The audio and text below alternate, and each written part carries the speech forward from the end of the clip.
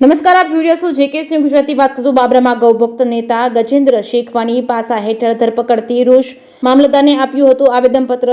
બાબરાના chambers of તેમજ વેપારી મંડળ, વિશ્વ હિન્દુ પરિષદ, હિન્દુ સંગઠનો, ગૌસેના તેમજ ગૌપ્રેમીઓ તેમજ જીવદયા પરિવાર તેમજ અન્ય સંગઠનોએ વિરોધ નોંધાવી આપ્યું હતું આવેદનપત્ર. જિલ્લા વહીવટીતંત્ર અને પોલીસે પાસાની કાર્યવાહી કરતા જિલ્લા સહિત રાજ્યમાં રોષ ફેલાયો છે.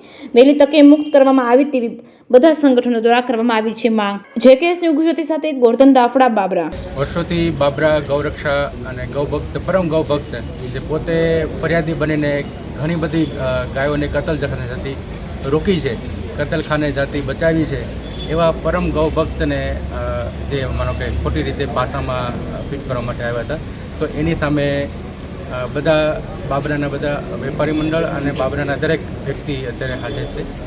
મામલતદાર સાહેબને આવેદન આપેલું છે અને એમને કીધેલું છે કે માનો કે એમને બને ત્યાં સુધી માનો કે નિર્દોષ છોડે, કારણ કે ખોટી રીતે એમને ખોટા કેસમાં કદાચ સંડોવાયેલા હોઈ શકે. એણે મોટાભાગની ગૌચર ભૂમિ કે જેને પવન સિક્કીમાં ખોટી રીતે માનો ઉપયોગમાં લીધેલી, તો એની સામે માનો કે આવેદન ચલાવેલું હતું. એટલે શક્ય હોય ત્યાં સુધી માનો કે એમને ખોટી રીતે સંડોવામાં ના આવે અને છોડી નિર્દોષ છોડી.